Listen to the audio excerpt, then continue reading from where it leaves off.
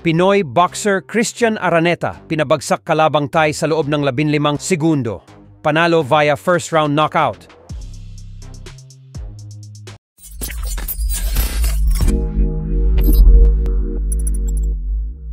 So isa na namang tagumpay ang nasungkit ng isa nating pambato sa boxing.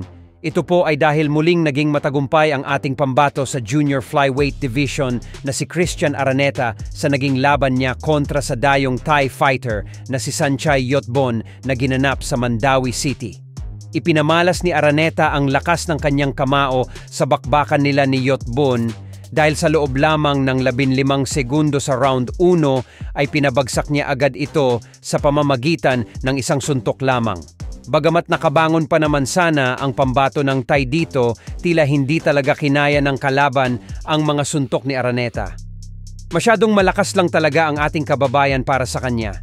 Kaya naman muli niyang pinabagsak si Yotbon sa pangalawang beses at sa susunod ng mga segundo ay bumagsak ulit ito. Dahilan kung bakit nagdesisyon na lamang ang referee na ihinto na lang ang laban. Halos 2 minuto lang po ang itinagal ng kanilang sagupaan at nagawa niya agad itong pabagsaking ng 3 beses. Kaya naman nakuha ni Araneta ang panalo via first round knockout. Dahil sa panalong ito ni Araneta ay umarangkada na ngayon ang kanyang kartada sa 25 panalo sa 20 knockout at 2 talo lamang.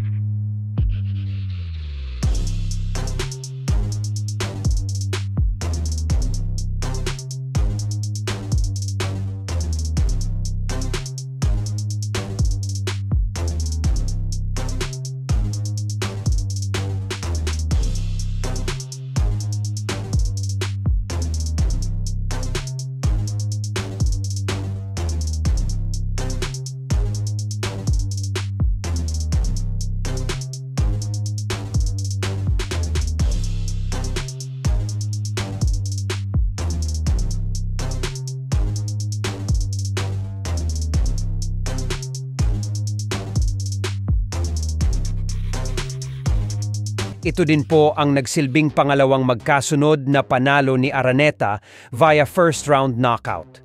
Dahil kung atin pong matatandaan ay itong nakalipas na buwan ay ginulat niya din ang lahat matapos ng talunin via first round technical knockout ang kapwa niya Pinoy knockout artist na si Arvin Magramo.